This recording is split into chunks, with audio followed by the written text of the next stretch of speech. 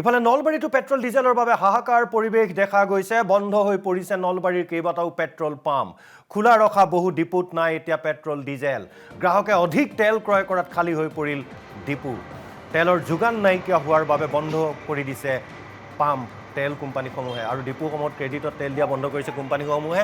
নগদ ধন দিহে ডিপুসমূহে কিনিব লগা হৈছে তেল, যাৰ বাবে সমস্যাত পৰিছে তেল ডিপুসমূহ। সাধাৰণতে তেওঁলোকে ক্ৰেডিটত দিয়ে বস্তুবিলাক, পিছত পইচাবিলাক ঘূৰাই থাকে।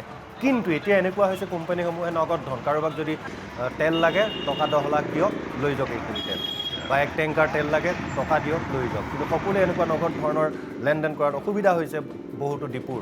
গতিকে যাৰ বাবে এতিয়া পেট্ৰল ডিপু ডিজেলৰ ডিপুসমূহ বন্ধ হৈ পৰিছে। কেইবাটাও এনেদৰে এতিয়া ডিজেল নীল, পেট্ৰল নীল, ষ্টক নীল।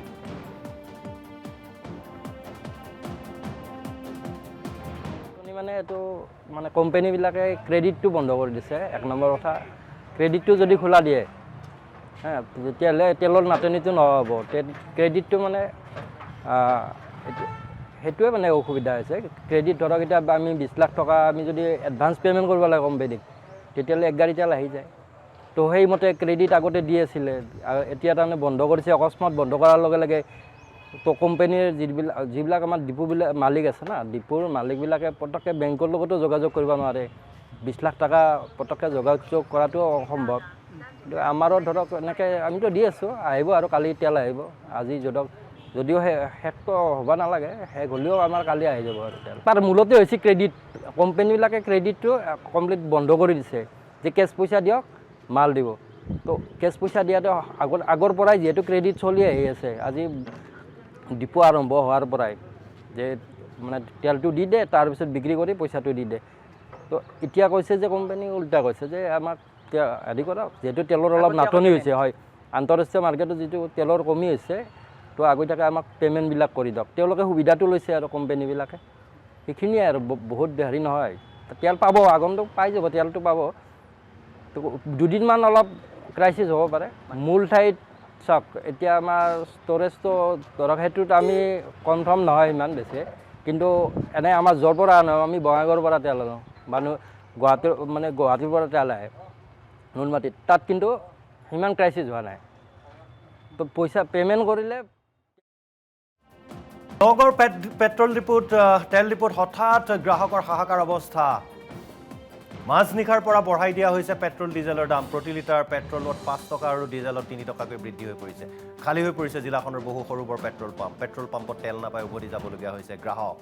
বৰহমপুৰৰ নায়াৰা তেল ডিপুত অত্যধিক মূল্যত বিক্ৰী তেল। মাজনিশাৰ পৰা নায়াৰা তেল ডিপুত হঠাৎ বৃদ্ধি কৰি দিয়ে তেলৰ মূল্য। অৱশ্যে ইয়াক কিমান গ্ৰহণযোগ্য, যুক্তিসংগত হয় নে নহয়, সেই তাকে লৈ প্ৰতিক্ৰিয়াৰ সৃষ্টি হৈছে।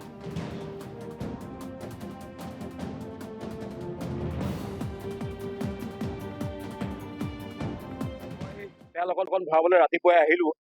যোৱাকালি নগাঁও গৈছিলোঁ। নগাঁৱত কেইবাটাও তেল ডিপুত তেল বিচাৰিছোঁ, তেল নাই। বিশেষকৈ আমাৰ উৰিয়াগাঁও বাইপাছৰ যিটো চক আছে, সেই চকটোত আমি তেল ভৰাবলৈ গৈছিলোঁ, তেল ডিপুত তেল নাই।